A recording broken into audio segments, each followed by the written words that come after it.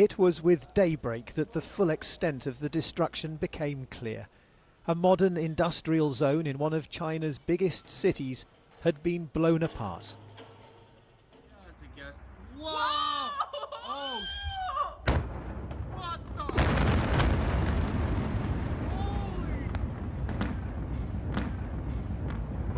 Holy! No way!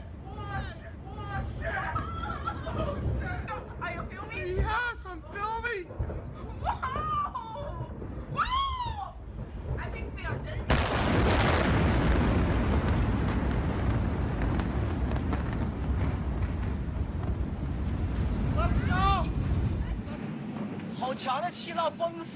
The first explosion was equivalent to 3 tons of TNT.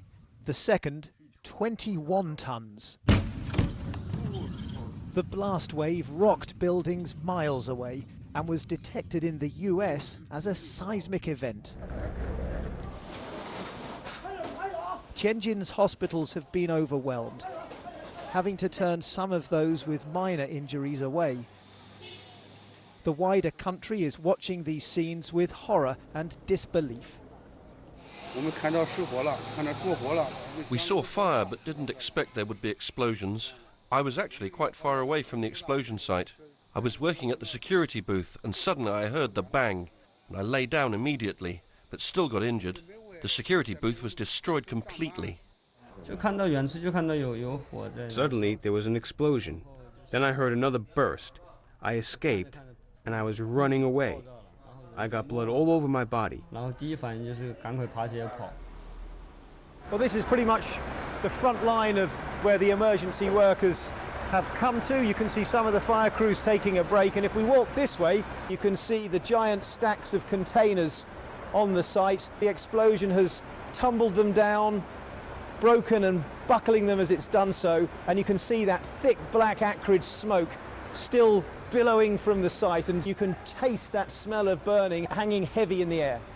The fire burned so intensely here that in places the metal ran molten and the cars are still hot to touch. And this scene of burnt and blackened cars stretches in every direction, row after row, as far as the eye can see.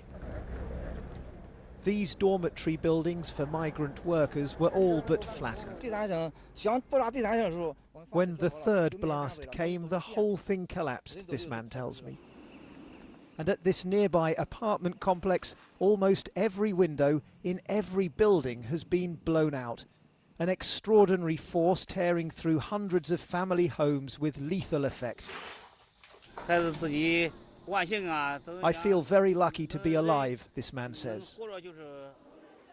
But industrial accidents with large-scale loss of life are all too common in a system in which profit and political connections are often put before safety concerns.